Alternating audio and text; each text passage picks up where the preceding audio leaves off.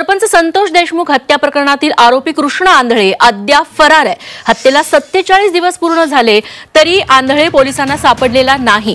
बीड पोलिसांनी त्याला फरार घोषित केलंय। कृष्ण आंधळेची माहिती देणाऱ्यांना पोलिसांनी बक्षीसही जाहीर केलंय, मात्र तरीही आंधळेचा पत्ता अद्याप लागलेला नाही। त्यामुळे तपास यंत्रणांच्या कामगिरीवर संशय व्यक्त केला जातोय। पाहूया त्या संदर्भातला हा सविस्तर रिपोर्ट।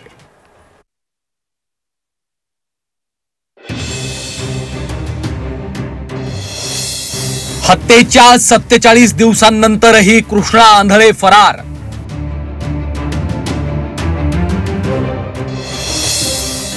आरोपी आंधळेला कोण वाचवतंय? कृष्ण आंधळेला पकडण्यात अपयश का? संतोष देशमुखांच्या क्रूर हत्येनंतर आता 47 दिवस उलटलेत, मात्र अद्यापही या प्रकरणातला आरोपी कृष्ण आंधळेला पकडण्यात पोलिसांना यश आलेलं नाहीये। पोलीस आणि सीआयडीची पथकं आंधळेच्या मागावर आहेत, पण फरार कृष्ण आंधळे पोलिसांना गुंगारा देत फिरतोय।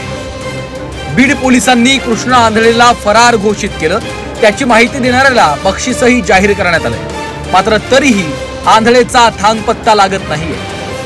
सर्व शक्तीनिशी पोलीस आंधळेच्या मागावर असतानाही तो सापडत नसल्यानं अनेक प्रश्न उपस्थित केले जात आहेत। यावरूनच राष्ट्रवादी शरद पवार पक्षाचे आमदार संदीप क्षीरसागर यांनी तीव्र नाराजी व्यक्त केली आहे। कृष्ण आंधळे सापडेल असं वाटत नाही असं क्षीरसागर यांनी म्हटल्यानं अनेक शंका उपस्थित होत आहेत। मला वाटत नाही आता आंधळे सापडत।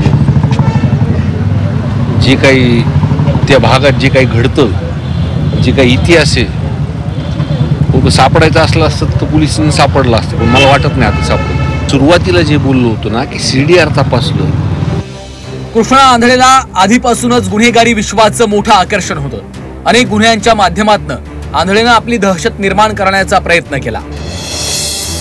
कृष्ण आंधळेवर धारूर पोलीस ठाण्यात 3 गुन्हे दाखल आहेत। अंबाजोगाई पोलीस ठाण्यात 2 गुन्हे, निनावी नावानं धमकी देणं, मारहाण करणं, जीवे मारण्याची धमकी देणं, तसंच संतोष देशमुखांच्या खुनाचा गुन्हा कृष्ण आंधळेवर दाखल आहे। कृष्ण आंधळे कुठे आहे याचा पोलिसांना शोध लागत नाहीये। पोलिसांनी त्याच्यावर दुसऱ्यांदा बक्षीस जाहीर केलंय। पोलीस यंत्रणा कृष्णाच्या शोधासाठी काहीही करत नसल्याचा आरोप होतोय।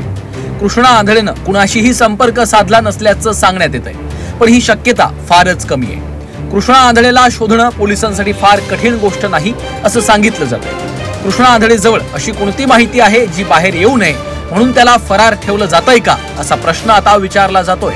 इतकंच नाही तर कृष्ण आंधळेला नेमकं वाचवतंय कोण असा देखील प्रश्न या निमित्तानं उपस्थित होतोय। ज्ञानेश्वर पतंगे, झी 24 तास, बीड।